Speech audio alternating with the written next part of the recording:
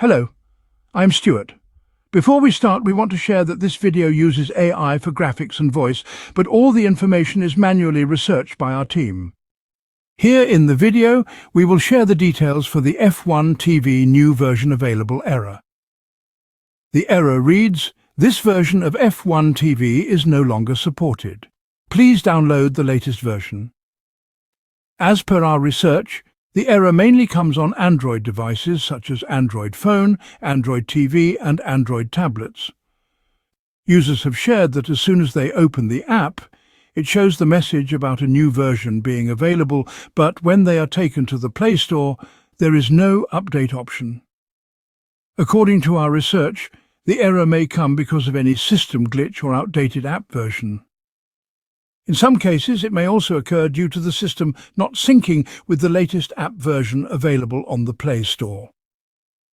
The first thing you should do is to go to the App Store and manually search for the F1TV app. See if there are any pending updates. If yes, then install the update and check if the error is gone.